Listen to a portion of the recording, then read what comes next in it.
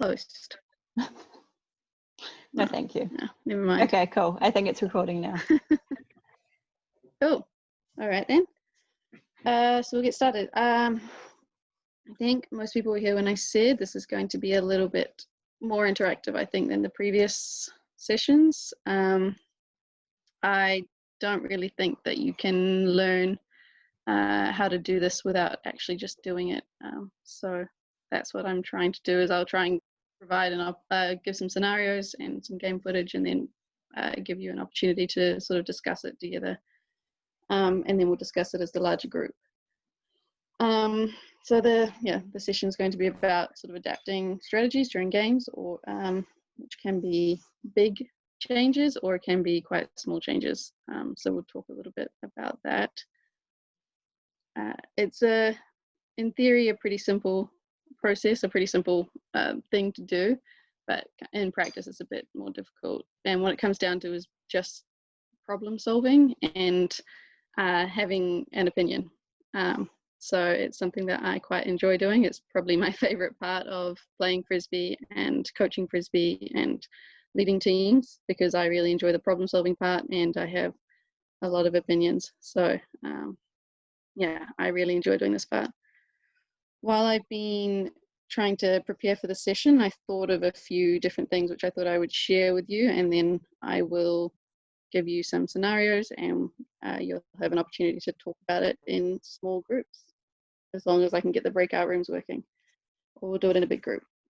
So the first thing that I thought about when I was thinking about this is that it's a really difficult thing to do. So I think that's quite important to know before you start trying to do it, is that a lot of it is going to be trial and error, and that will be during a game or throughout your Frisbee career or throughout a season. So there's probably going to be a lot of mistakes, and that's okay. I was actually watching the Send It Back series from Ulti World, which is where they've got some previous game footage, and they have players or coaches from those games that will commentate over it today. And one of the ones was the Fury Riot game, and they had Maddie Sang, who was I think the coach of Fury. I don't think he is anymore, and he's widely considered one of the best women's coaches that has coached women's in recent times. And he was talking about how difficult making changes and adapting strategy during games is. And talking about that game, said that there were lots of things that he would have done differently. I think it was the 2008 game. So he's got another 10 years of experience since then, and now would have approached it completely differently, because there's just so much that comes down to just having experience and learning what you can as you go. Second thing, which is probably linked to that, is that it's really good to have lots of people in your team that can do this. Adapting strategy and thinking about what's happening, what the opposition is doing, and how you can counter that is not only useful for a coach to do, but it also can make good players into great players. So it's fantastic if everyone in your team is encouraged to do it, and and gets the practice at it. It also will help them when they become coaches, obviously, hopefully. But more than just the individual benefits of it, it's not possible for one person to see everything that's going on. So if you want to identify what's happening or what the problem is for your team, then having lots of people to looking is really useful. It's something that I think I took a bit of time to get my head around, and people would come and talk to me about what they were seeing in the game or what we could do differently, and I kind of got offended, thinking that they were telling me I was doing a bad job. So I think it's really good to acknowledge that it's useful to have lots of people looking and helping, and to encourage it in your teams if you're leading a team. And I think that can be true at any level. Obviously, at a club level, you've got lots of people who've played for years who have experience. But I think even at school levels, you can sort of try and find ways to encourage people to start thinking that way, and that's just going to help them develop faster. There's another aspect which is related to another reason why it's so good to have lots of people involved, is that you will inherently approach a problem with your own perspective, your own biases, your own preferences, and that may hinder you from actually finding the best solution for your team on any given day.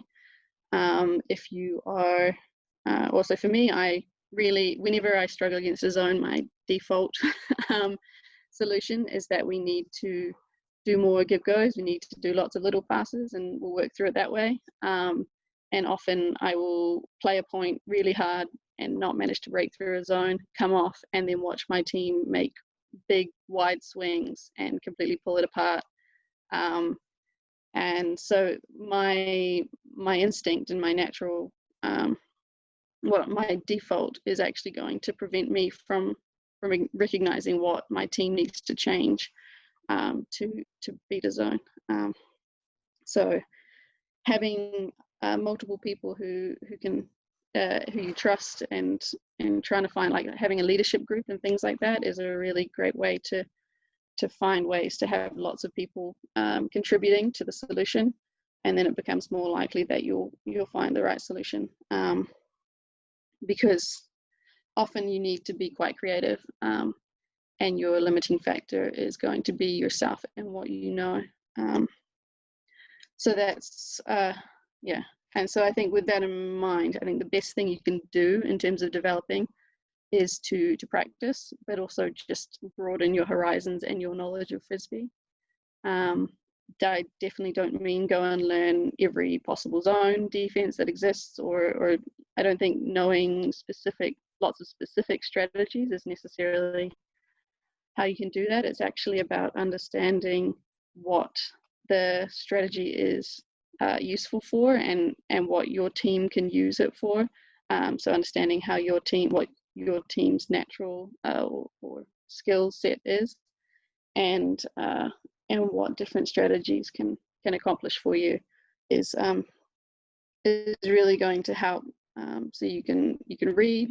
So things like Ultiworld are fantastic. They have so many articles that outline how to train different things, but in that they will talk about the value of different strategies, and watching games, which we'll do a little bit tonight, and then talking to people. I think I'm quite good at this, and I think the big part of why I'm so good at why I think I'm good at it is that I have had someone to talk to about strategy from the moment I started playing Frisbee. Obviously, it was Becca, Aaron, and Andrew in the beginning, and so I understood not only what I should be doing on the field, but why I should be doing it on the field. And then since then, I cannot count the number of times Josh and I have had conversations in the car going home from some insignificant social game and talking about what happened in the game and why it didn't work or why it did work. And even though the game is social and it doesn't matter and we were having fun, we can still kind of learn a lot about strategy in that moment.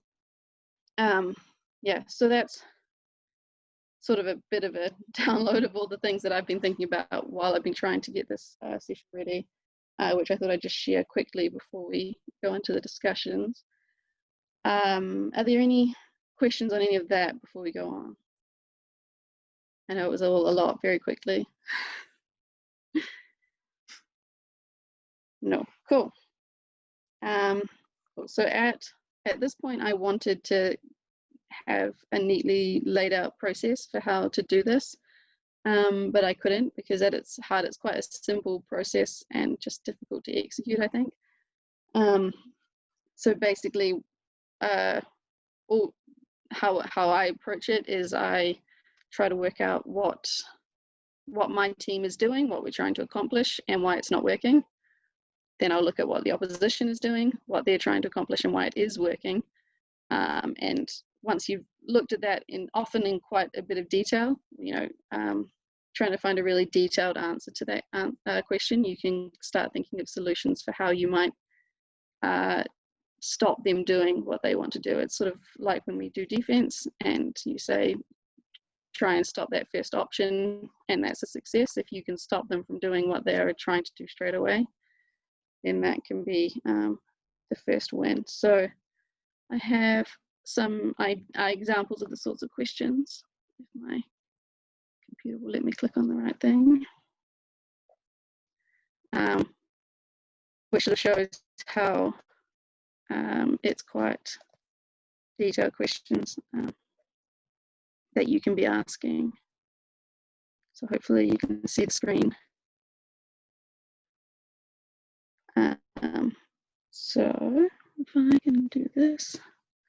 So some questions, so if we're on offense, and obviously there's a bit of a difference between when you're on offense and when you're on defense, you have a little bit more control over completely changing what you're doing on defense versus on offense, you have limitations around what sort of defense the other team is playing for you. So on offense, you might be asking questions about, is it a problem with, are we just not able to move the disc? And something like, you know, if it's at the beginning of the point, in the middle of a point, those sorts of questions. Is there a specific part of the field where we're turning it over? It could be on the sideline is the issue, and the rest of the time we're fine. So we just need to work out how we get it off the sideline. Or it might be we get close to the end zone and then we freak out and we start trying to score too quickly. So it's about some sort of patience at that point, or really changing what our end zone structure looks like, maybe, so that we have a new structure that makes it easier for us to score there. Is there one person turning it over more? This is quite a tricky one. I know often for me the answer is myself, but there's especially if you're approaching the game with, we're trying to win this game, sometimes there is times you have to be kind of brutally honest with yourself or with your team and say, actually there is one person that is turning it over, and so you need to have a conversation with that person more so than changing the rest of the strategy. Yeah, are we struggling from a stationary disc or a moving disc? Sort of the difference between being unable to get free from stationary, or perhaps trying to move the disc too quickly and turning it over in that way. Are we just dropping it? But then obviously that can go deeper. Dropping it makes it sound like, oh, we're just dropping it. We don't normally drop it. We should just keep doing what we're doing. But perhaps we're dropping it because we're throwing to people who are actually marked quite tightly, and we need to adjust that. And then, yeah, sort of what are we doing? Just what stack are we playing?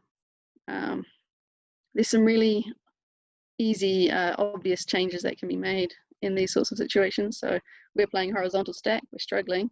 What happens if we try a vertical stack? Does it magically fix everything? is always an option. And is the wind or the weather a factor? May change what your options are in terms of fixing things, because if it's windy, then perhaps something that involves lots of hucking won't be an option for a solution. And then on the flip side of that, we think about, what are they doing? So their defense, are they playing a match or a zone? Just basic. What kind of defense are we coming up against? Can I tell what kind of zone they're playing? Are they forcing us forehand, backhand? Are they aggressive or passive? You know, are they really in your face? Is it a containment zone? Are they perhaps even fouling us, and that's why things are so difficult? Are they playing physical defense? What's the force? Is there a particularly difficult matchup that we should be aware of? Again, it's that we don't, I feel like we don't tend to do it a lot in Frisbee. We try to shy away from this idea, but there are some people that would just be fantastic defensive players, and so we just need to be aware of who those people are on a field. Yeah, what sort of marks are they putting on us? And are the cutters closely guarded when they receive the disc? And that's sort of what I was referring to before about the, are we dropping it? And is that why? Are we dropping it because we're actually throwing to people who are mostly marked? And now I've switched around to, what are they doing first? I often think about the offense first for some reason. So are they hucking it a lot? Is it going through the handlers? Maybe do we want to try and shut down the handlers in some way? Are they holding onto the disc for a long time? Because obviously that can imply that our defense is working, and we might be close, and maybe we don't need a big adjustment. What stack are they playing if we're playing match defense? Is there one person doing a lot of the work? This is a big one that I think Christchurch thinks about a lot. They play a lot of assassin zones. Or maybe you've got one person who's a particularly good defender that you can try and just switch up putting them on that person. Are they breaking our marks? Or if they're playing down the break side a lot, then maybe there's an adjustment there to be made. And then what are we doing on defense? Are we playing match or zone? Again, when you're playing defense, if it seems like you can't make it work, if you're playing match, try zone, or if you're playing zone, try match. It can always be sometimes you don't even get to have to figure it out. You make that switch and somehow everything magically falls into place.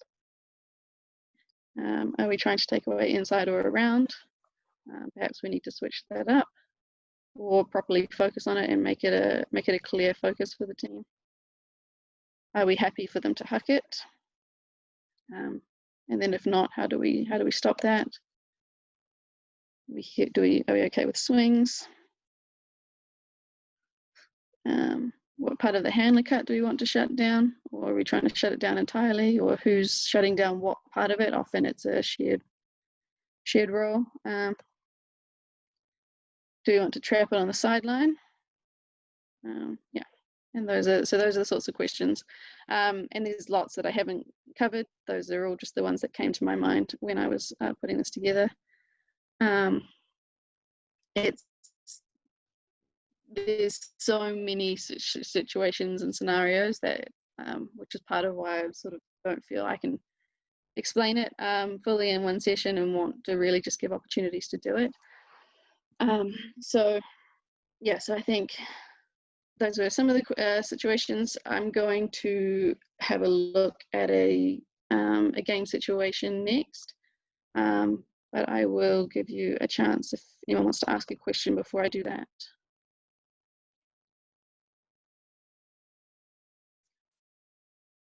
Right, play it. Cool. So I have some game situations that I put together, so I will share my screen again.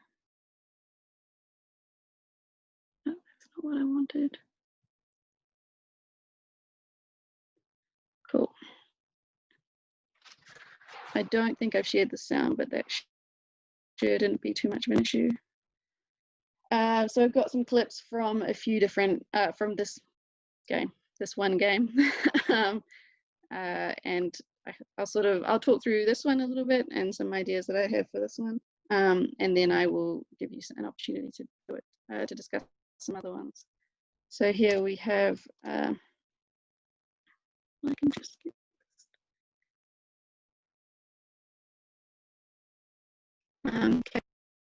Management playing a zone against Christchurch.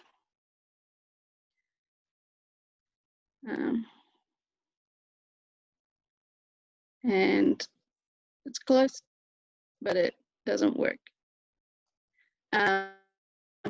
So I think this was the first point of the game. They played a zone. Marah, sorry, I don't know if it was only me, but it was cutting up quite a lot. Is it possible to watch it again? Maybe it was just me, I don't know. Yeah, same for me. Yeah, I'll try it again. I'll see if I can go back to the start. Thanks. Try again.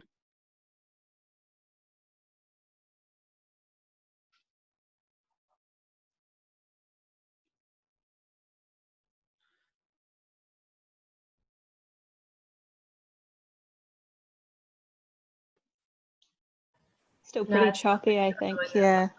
I think the YouTube doesn't share very well through the share screen. Anyway, I will try and optimize it.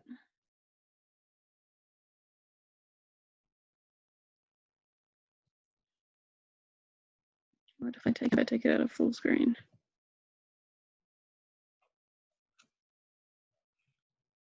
Okay.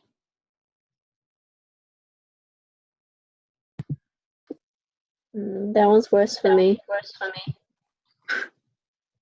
This becomes difficult. This seems a bit better. I mean, they're blurry, but people are moving smoothly. It's probably just my internet then. I mean, I'm not on my normal internet, so I don't know how good it is.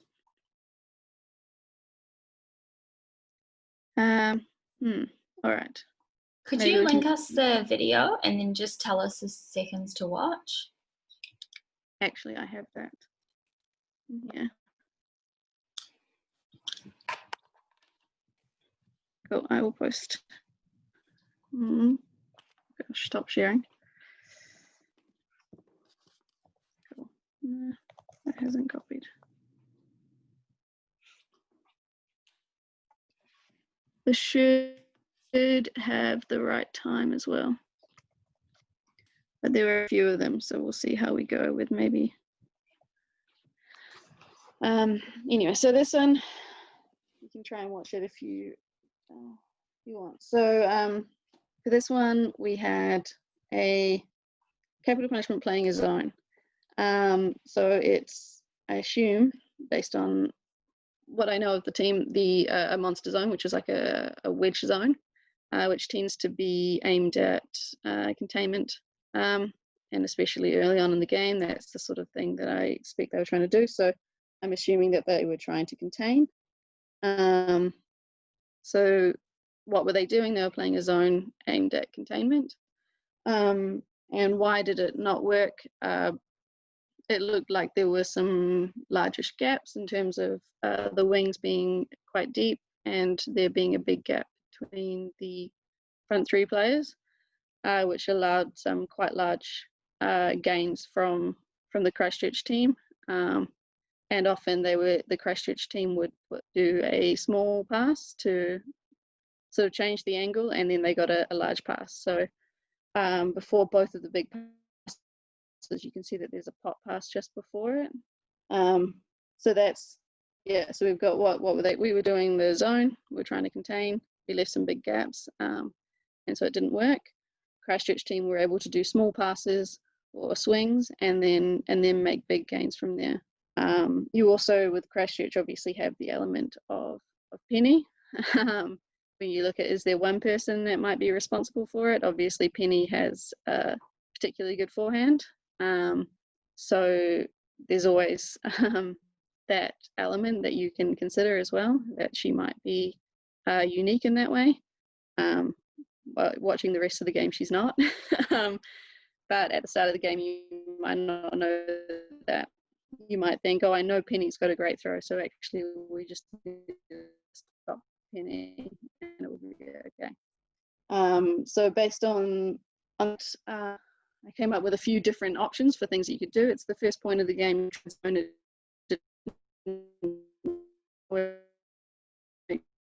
You could always just switch to man. So you could look to assassinate Penny within a zone, because you know that Penny's very good. Or you could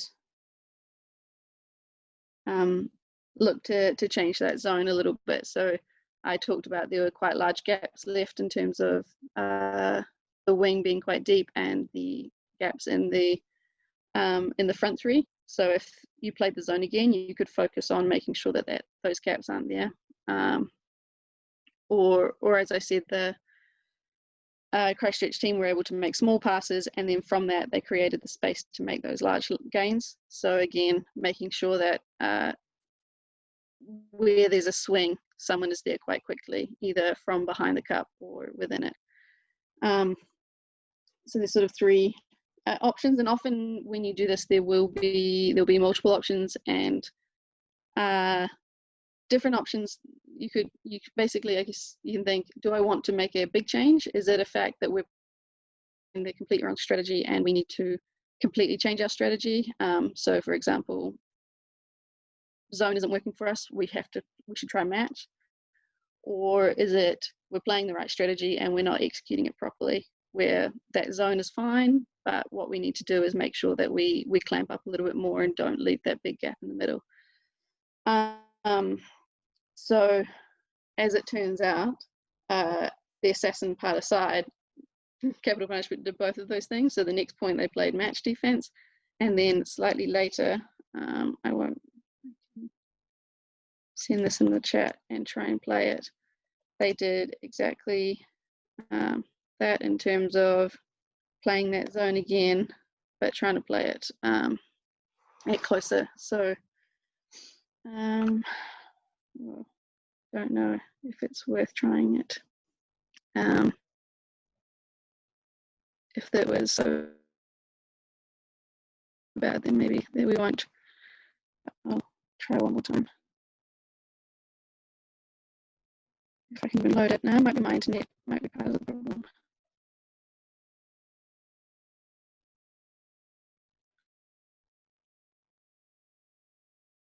So you can sort of see that if you can, that the wings and mid are closer behind a lot of the time. And also those front three seem to be putting a lot of effort into being right there whenever a pass is made to stop that continuation flow, which ends up putting quite a lot of pressure on the Christchurch team.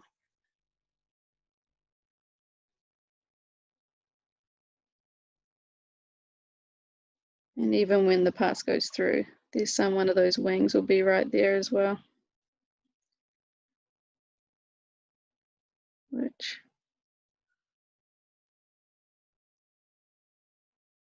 allows them to put a lot of pressure on and ultimately get the turnover.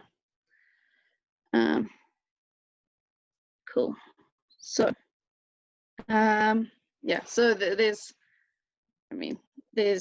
lots of reasons why that could have happened, obviously, but it worked in that situation. That capital punishment play were slightly different in that second point that they played, and were able to get a turnover. My speaker's apparently not working. Can you hear me? Okay, I'll ignore it then. Cool. So the next thing was to try and give you an opportunity to do this, to discuss this in a few groups. I think we've got 12, 13 of you. So we'll do a few groups. I will post a link in the chat for you to all watch, and I'll give you sort of 5 minutes or so to talk. I'm going to put you into breakout rooms, so you'll be in small rooms of, I don't know, maybe 3 or 4 or 5, I think. And then you can have a chat, you can talk through, try and talk about what was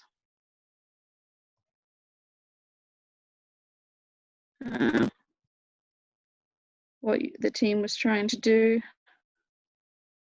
I'll tell you which team you are as well. This is a bit harder when I can't just show you the videos. I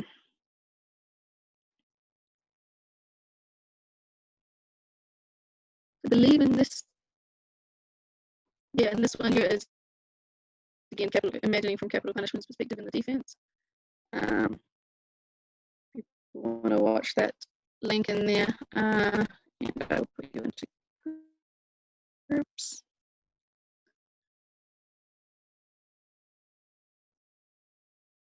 Four to 5 participants to rooms. Cool.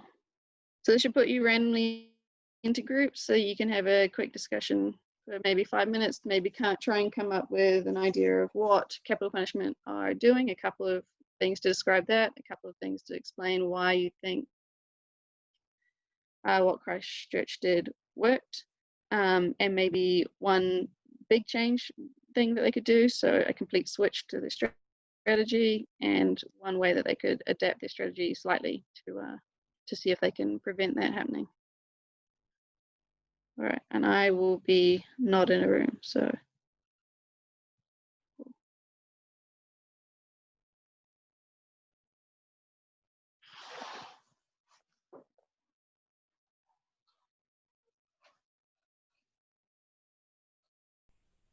Hi, Becca and Gnome. I'll actually be back in like 2 seconds. I need to get my pumpkin out of the oven, so.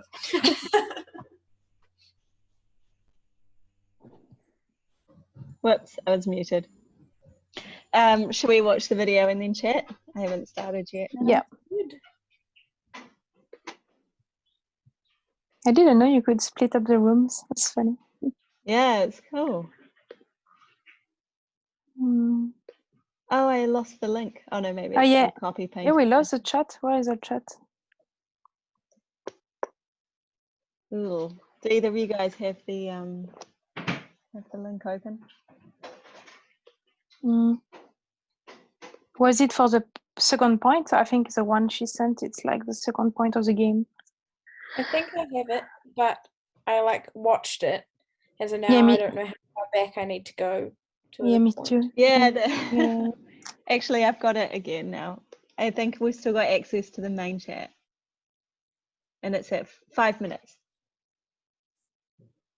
5 minutes. Oh, perfect. 5 minutes and 1 second. Not yet. I'm watching Hannah Hockett now.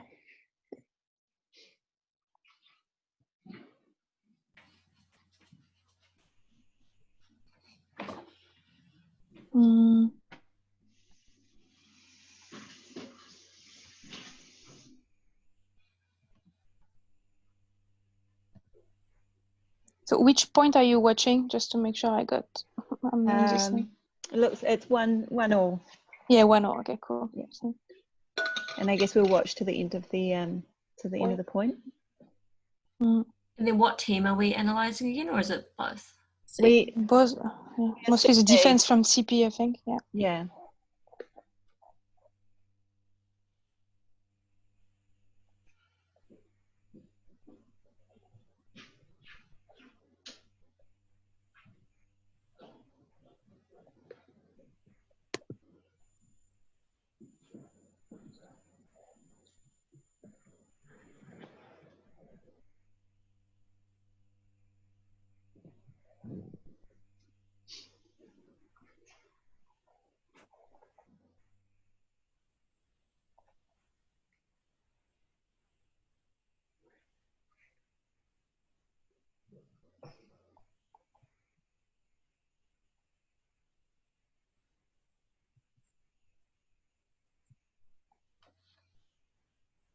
You guys are just watching the 1 point, eh? Yeah. I started watching again because I was just focusing on offense. Yeah. Initial observations. Has everyone watched it already? Yeah. So initial observations for me looks like defense is straight up and backing on the defense. Flat mark. Yeah, flat mark, trying to force it side to side, and then the downfield defense looks like they're backing their players. So it looks like they're kind of standing behind and trying to get. I mean, that's what it looks like because all of them are always behind. So Yeah, I was thinking the same thing. Yeah.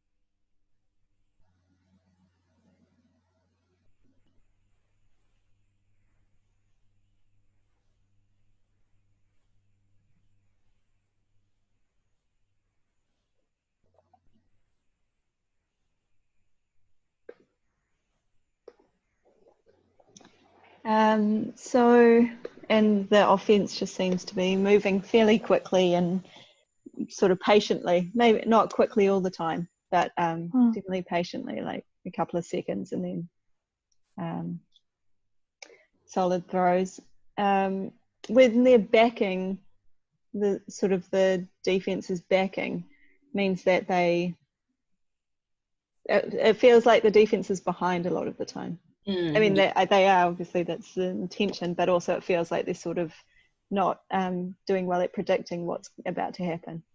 Yeah, and I think the whole point of backing as well is that you're meant to be, like right on their shoulder, so like huge amounts of pressure and like trying to get that like run through, but it doesn't look like there's enough pressure to like force any drops. Really, like they're just too far away. So I'm not sure if it's just like a placement, like standing thing in the stack, or just like not keeping a good enough broomstick, or like you know. Although at the same time, the offense looks like they're like especially at the beginning where the straight up marks at the front were leaving like a lot of room. They like kind of used that and swung quite a bit to get that power position before they banged it. And because the mark was just really far away. So I don't know. Yes, there's a lot of space around the handlers, it looked like, as well. I don't know, what do you guys think? Look, they're kind of keeping them wide a bit. Yeah.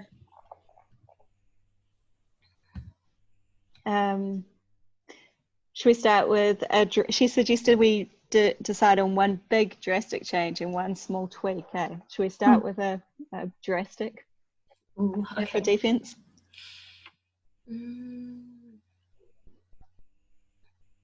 Or I guess actually Coral's just kind of suggested a small change, where if they would if the defense downfield was a bit tighter on the shoulders of the marks, then maybe they could keep doing this defense and it would work quite well and create a bit of pressure and then turns. Yeah, because the defense on the marks, mostly on the handlers, I think it's doing quite well. Not bad, but it's more behind that. Oh, well, we return to the breakout room. Also, it looks maybe like as they get close to the end zone, they could choose a side to force, maybe, because then it's a bit easier to mark, especially that close to the end zone. So then the downfield marks don't have to, try to predict which way they're going to go as much. Nice. Yeah, that's another small tweak. I guess the most drastic one would just be don't play straight up. So, or like even if like the marks were forcing in one direction, but the downfield play straight up, I don't know. Like that's the most drastic thing I can think of. But yeah. Cool. Sounds good. Cool. Should we head back to the room? I mean, I don't know. Is that an intentional thing? Okay. Cool. There were 3 rooms, so Jana was first back. So did you want to share something you thought about what the defense was doing? Jana's room.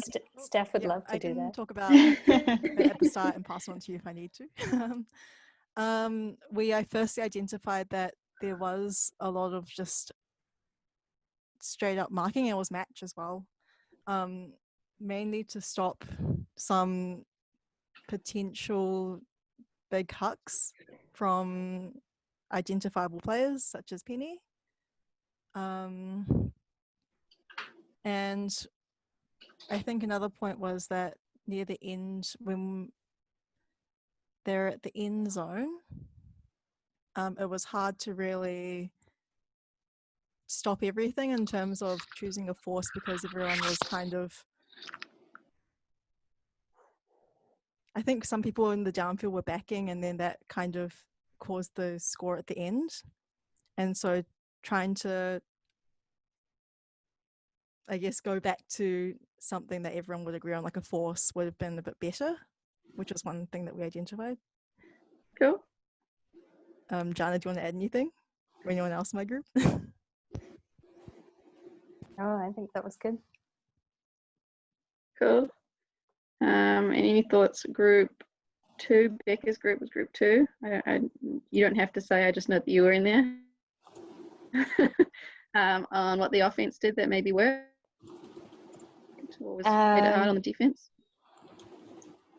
We talked mostly about defense, but we thought the offense was patient with the disc and managed to move it sometimes quickly and sometimes patiently after a couple of seconds, and good at looking at those options. Cool. So the last group, do you want to be the first ones to sit? Well, Steph's already started with one, but you want to suggest another adjustment that could have been made, given the information we've got, or if you've got anything to add to what's been said already. Sure. Yeah, it looked almost like the handler marks were potentially thinking kind of arrowhead rather than reading really tight men. So swings were off quite easily, and then they weren't getting there fast enough to stop the continuation up the line. So if you're going to play man, sticking tighter probably than that. Later in the point, you see the super dump to Penny, where then she really easily gets the IO breakthrough. And that gives them a center field position only a few meters outside the line. So just probably sticking a bit tighter on those thrower threats. And then if you are doing a straight up force, normally taking away the unders is more effective because their long throws already got more pressure on it. So rather than giving them the upper lines on this under throws, taking that threat away, and giving them the long to kind of force them more dangerous throw. Cool. Yeah, so we've had a few ideas there of how to make some small adjustments in terms of being tighter on the handlers so that when that swing comes up, you're there to put that force on straight away. Or like Steph said, maybe you stick with match and you could, well, it's sort of a medium size adjustment where you stay with match but you switch to having a force, which would help everyone know exactly what's going on so that they know what they're trying to take away. Are there any other suggestions for adjustments that could be made? I guess like a sort of variation on Steph's one that we talked about in our group was instead of having like a force, but maybe switching to a force as you get closer to the switching to a force when you get closer to the end zone. So just so the downfield defense doesn't have to try and predict like both directions, especially in the end zone. Yeah, cool. And then obviously, I think I talked about it earlier. You've got match defense, so playing zone is always an option, especially hucking. If they're hucking a lot, then zone naturally has someone at the back there who would hopefully be able to stop that happening. So, or at least be there when it does. So it's always an option when you're playing match defense. That was actually the second point of the game.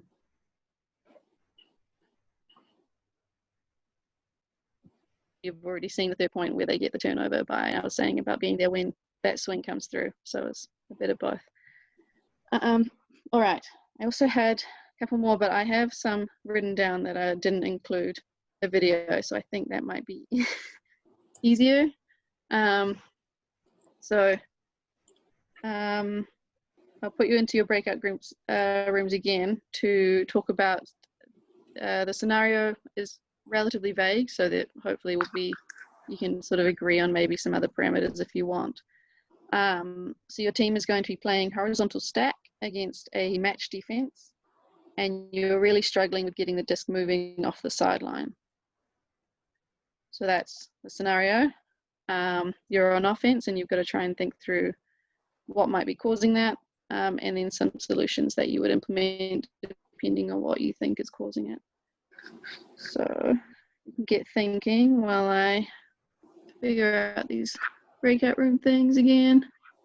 I want to recreate them. Cool. I'll open them now.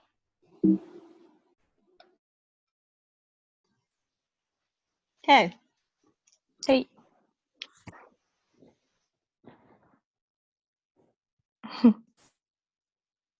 Cool. So no video this time. We just are told the scenario and we need to problem solve out of it. Is that right? Yep. We're on offense and we are struggling to move the disc from the sideline. That's what she said. Cool. And we're playing Horo. Oh, okay. I really hate Horo because in this situation, there's static people everywhere you want to throw to. There's like a static person there and a static person there and there. So I don't know the answer. It's just not a good time. Should we give up? Should we walk off and go get a beer? Time out. Play vertical. I'm okay with Horo as long as you have cuts coming really early. Because as you see, Eva, is super annoying when you're stuck on that sideline and you look upfield and there's just nothing, and you look sideways and the person's waiting to be engaged and you're like, for fuck's sake, something, give me something. So yeah. Or we could jump straight away and use the blueberries jump reset that we've been learning all season, that probably Nexus does as well. That's probably everybody does. Yeah. Just like try and break it off the sideline as soon as you can, because Horo's shit from the sideline. particularly the thing that we've learnt this season that I love is where you look and you're in the throwing motion already, and then it's either a fake or a throw. So that's how quickly the person should cut up the line, which will create movement within 2 seconds. You also need the space up the line, right? That's the other thing I find hard, is if you fake that person but your downfield is just standing there, then the up the line space is non-existent. So I guess you could like move them deeper or tell them to clear at the same time or something, but our up the line is meant to have cleared break, like cleared away from that line before the disc's even in, not even looking for the disc, and then you want someone from in the field going along, so that if that huck option's there, that goes on 1, and if that's not there, then by 2 you have already tried to center the disc, and that's not a fake, that's just I am throwing it to the person in the middle unless you can't get that throw off, and then that throwing motion is the fake for them to haul ass up the line. And then you either get an IO or a long shot on, ideally. And if that hasn't happened, then hopefully your third handler is in the middle and can get a second. And if that doesn't work, then you're probably at 8 and just bang it. For a more generic answer to Mara's question, it sounds like we're struggling from the sideline and we want to be playing from the middle, so we're gonna like try some strategies to get it to the middle.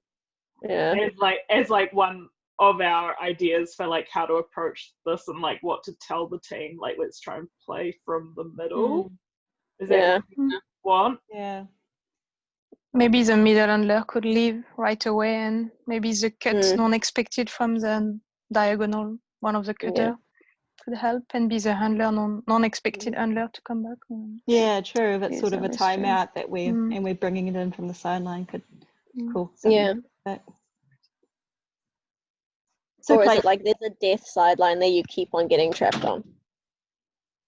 Yeah, or you just suck at getting it off the sideline. Yeah. Because when there's a death sideline, then we just pick whoever our strongest handler for that game is, and we put them on the death sideline. And we're like, now it's your job. Just get it off the line.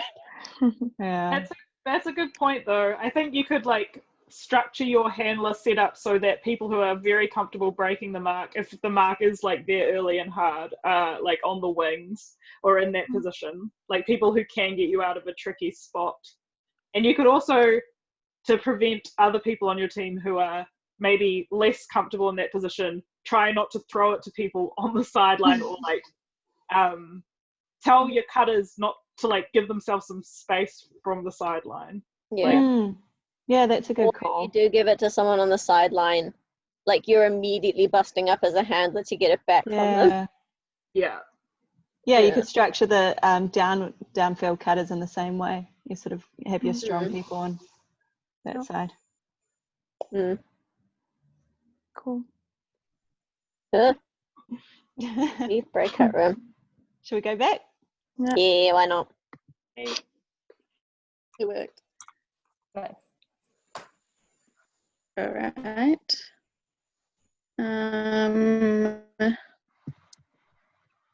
Cool. You were back again. Do you want to share a thought from Jana's team then? Someone from that room?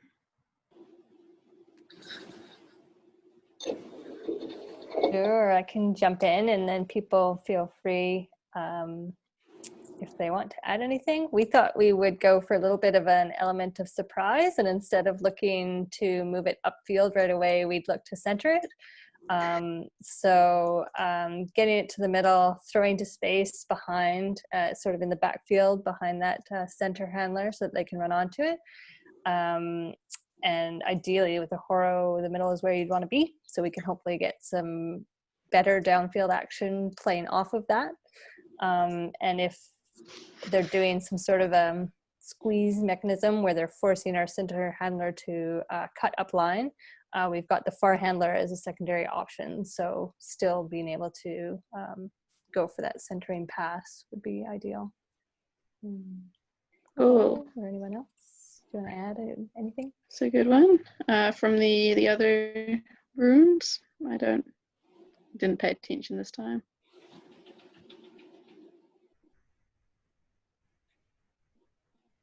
We also went ahead with definitely center it and just getting back to the middle of the field.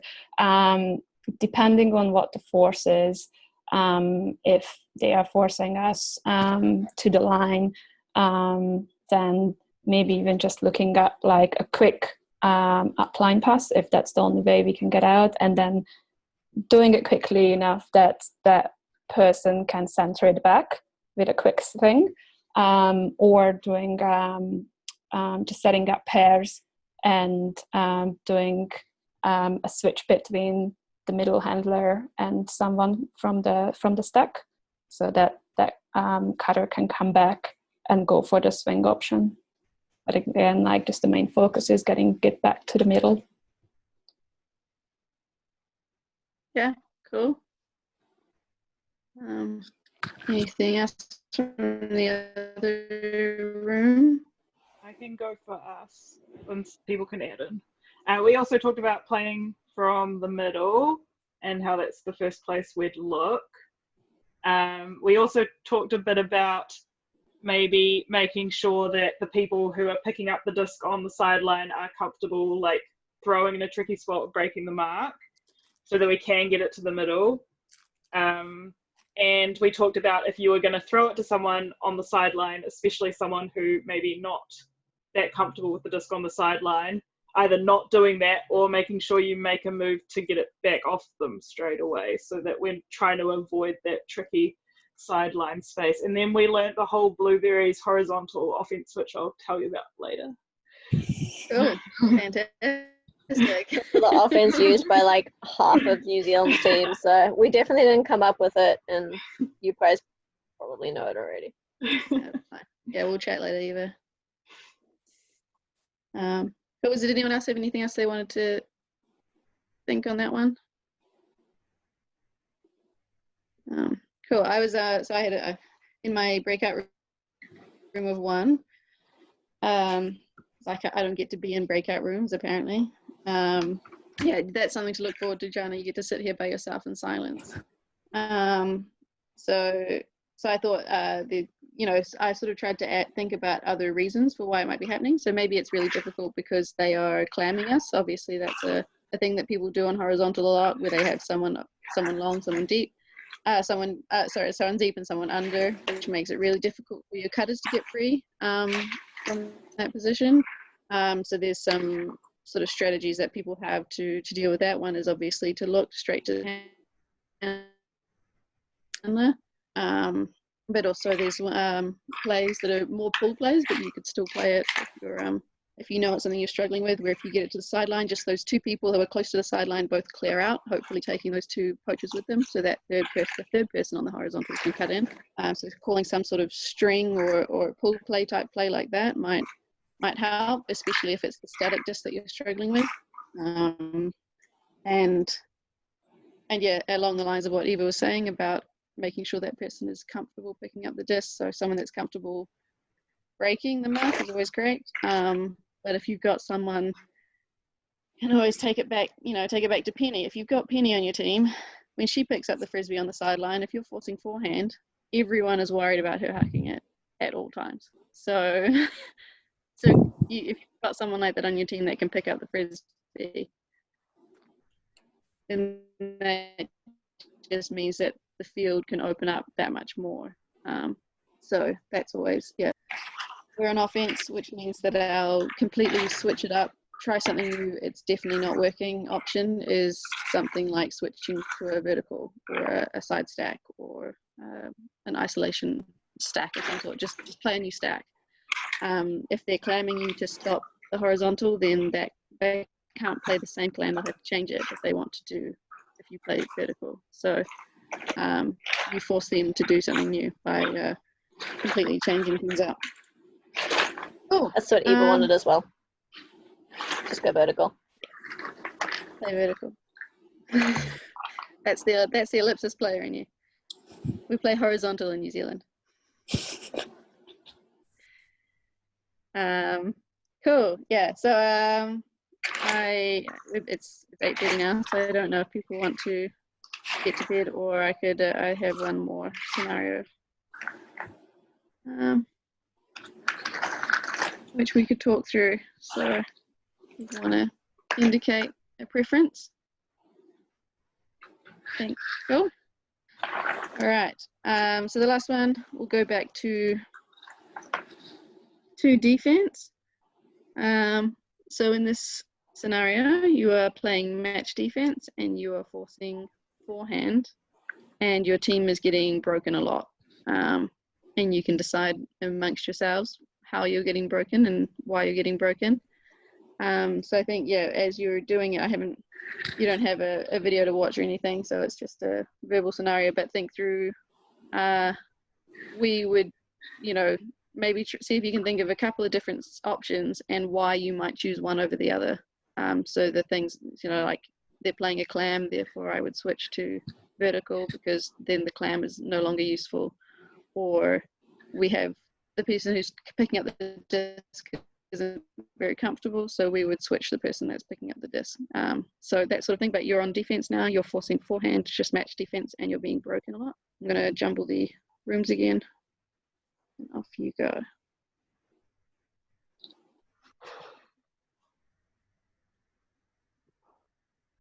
Was this the same as our first group? Yeah. Yeah, I think you're right. So we are playing defense, playing match, and we're being broken a lot, and we have to force forehand.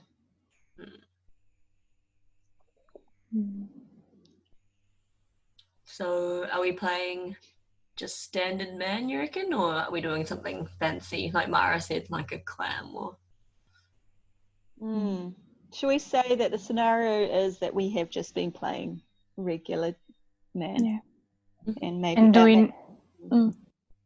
we know if we've been broken by a round or in IO shots, or is it consistent, or I don't know, it can question as well. Are we every single one being broken? Is it the first initiating throw and after it's going back, or? I feel like getting broken inside is quite a common. Like it's called. At least for us.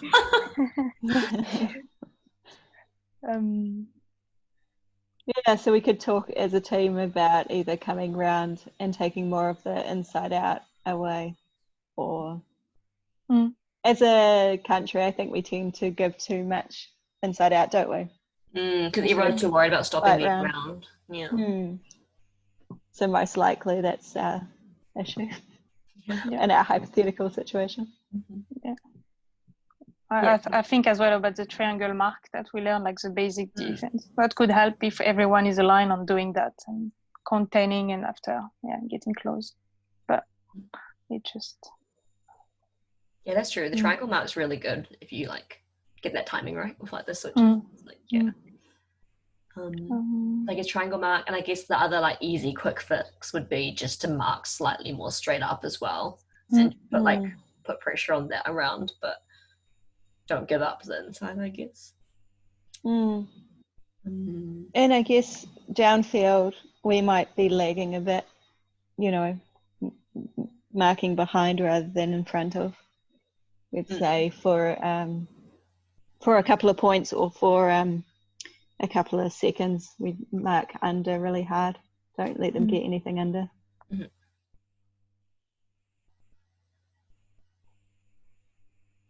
Emma, any? Yeah, no, I like all that. I guess also with youth, we always say you can take a step back as well. Like you don't have to be really close, and that can help you shut down a bit more. That's true, actually. I don't know. I personally always forget that one. That you don't have to be close. We always talk about changing. You don't have to always be far away either. Changing it, mixing it up, keeps the offense guessing. Yeah, that's why the triangle mark is quite good. You had within the same set, you try different angle and different distance with your opponent. Mm. Do we have to come up with some change, or just talking about these few tweaks? We have to stick with the same force, and we just have to get better. That's what she said. Just be better. Be better. I don't know. I think tweaks is fine, rather than coming up with a holistic approach. Revolutionary change. Mm. We don't know how to play. It's been a while we haven't played. I don't know. We need to. Okay, soon. Hopefully they'll announce Winter League soon or something. Indoor League in Wellington starts back in 2 weeks. But Oh, it's indoors, so it's better than nothing. Yeah. That's exciting. Okay. Back to the big room team. Yep. Yeah.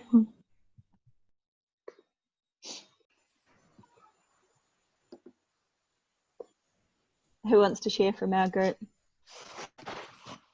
No, well, you should have discussed this before you came back. It's panic stations when you get a minute to go. Yeah, well, yeah, Becca told me she was ready to come back. Gnomes, you do it. Such a cutie.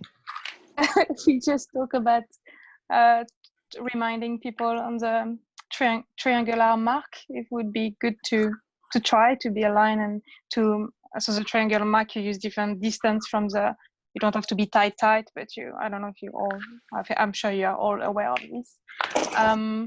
But assuming that the IO shot that we got broken on our IO shot, that will be more. Our focus will be to shift and to put this lower left hands to avoid these shots. Just a few tweaks to readjust your positioning, I suppose. And on the downfield side, trusting each other and taking the unders, like focusing on just taking the unders to be all aligned on the same page. Yeah, cool. I think Tara was in a different group. Tara's group. Go, Tara. Okay. The first thing that our group decided was that you had to decide whether you cared or not, in terms of letting them, if they were breaking you, like whether it actually mattered. And the second was making a decision. Oh my gosh, this would be very wrong. Making a decision about letting them, like, if you were happy to let them swing it, or if you wanted to, like the continuation, or if you wanted to let them get the continuation to be able to like go to the downfield. Bad thing.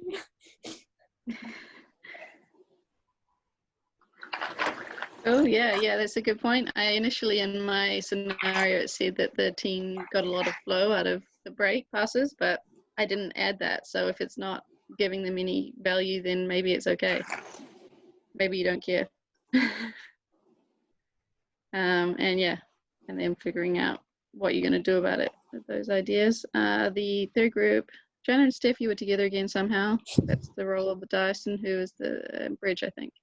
Yeah, I've been nominated to speak. So we decided that, we'll see where you were getting broken, so whether it was IO or around, and then if it's one particular way, obviously putting more emphasis on that to stop that. And if you're still working out, perhaps someone could take the around, and if it's like a vertical, someone from that front of the stack could take a little bit of the IO. Or if it's a particular person that's breaking you, there are a few examples from teams, like people who always go straight to the forehand, like trigger as soon as they get the disc. So maybe just marking them straight up for a few seconds just to calm things down. Or you could do that for everyone in general if they're really trigger happy. And then we said if they're just having really fast motion on that forehand side and they're really comfortable with it, we could switch to backhand just to see if it slows them down, evaluate things. And then we also said yeah, perhaps it's like if the mark is just really not up to it, you can just focus more on your defense, like the other 6 players, and see if they can do more to stop the receiver from receiving those breaks. Cool. Yeah. Yeah, I really like those ideas. I like the yeah, if you're not sure why they're breaking you, then taking away the around and having that front of stack helping out with the IO can be a really good way to try and shut it down when you haven't figured out what they're doing or what And they're it's using. so annoying. You throw into that.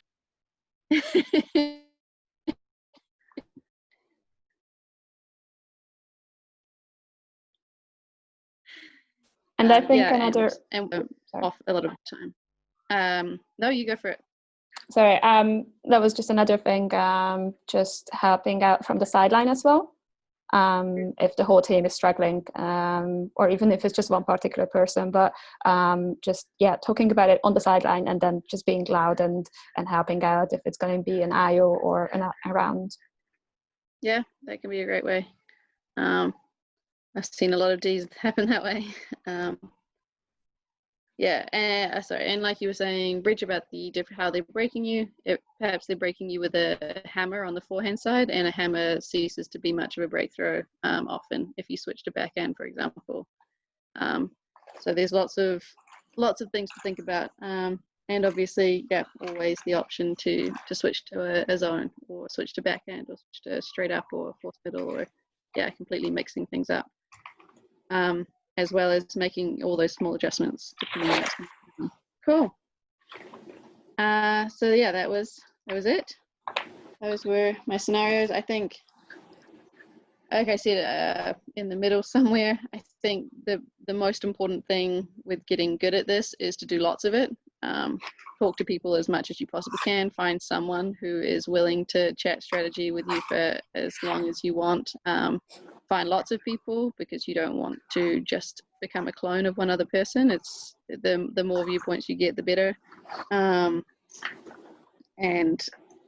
every game you play is an opportunity to think through how you might do things differently, even if you don't have the opportunity to. Like at a social game, you may not have an option beyond force forehand, force backhand, play vertical stack.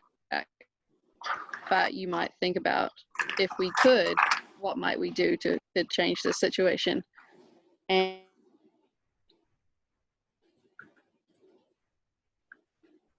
obviously you have to just be extra creative when you're, and you have to work out how to tweak this one to optimize it. So yeah, are there any questions before we finish? Everyone good? I just have an observation that I kind of learned something about myself during this. That Christchurch semi-final that we watched some footage of, I think that is one of the only games I've ever coached where I've just like not panicked very early and just kind of let my defense like evolve and grow and do its thing, and like eventually the zone started working. I was really surprised that we played match for that point, because I don't remember playing match, but I must have been like, zone's not working, match. And then we went back to zone and like we tweaked a few things and kind of let it run its course, and we didn't get every block, but we got enough blocks. And it's just kind of interesting to watch it now and be like, wow, I was so calm and I just let it slowly do its thing. Which is not how I always am, but it's a good lesson.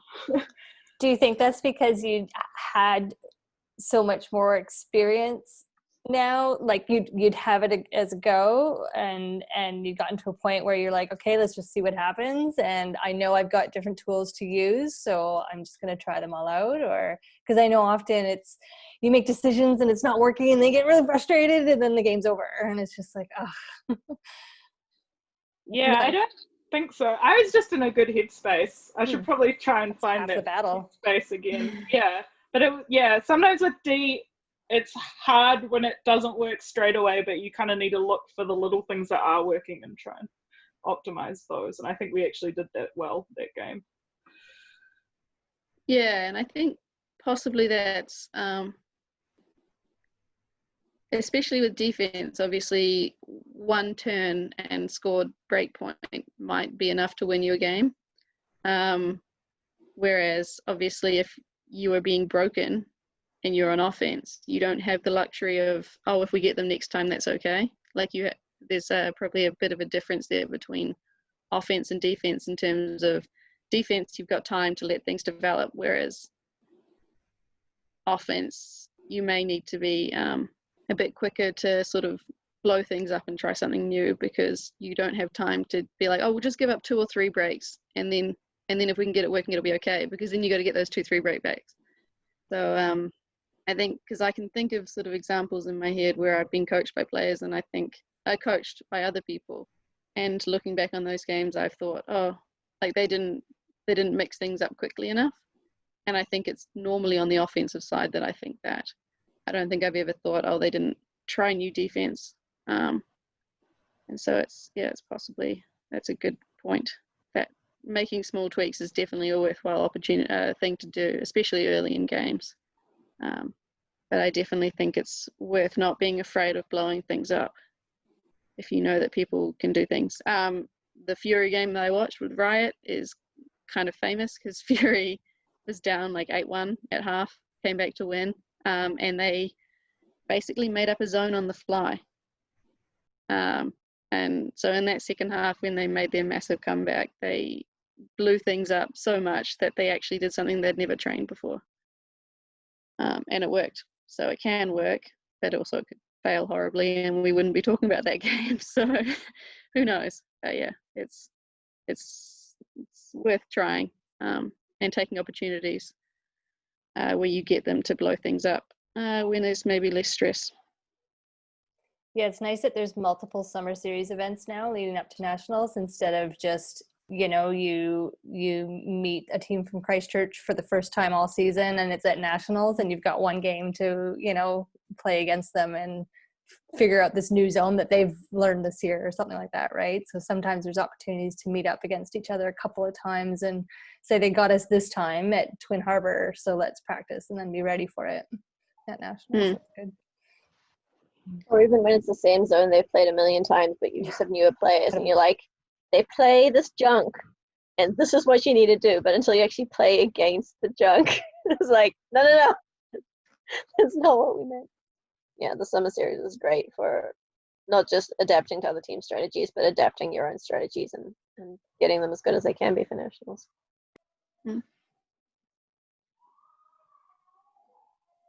Cool. Is there anything else? This is really good. I like the breakout rooms and the watching footage.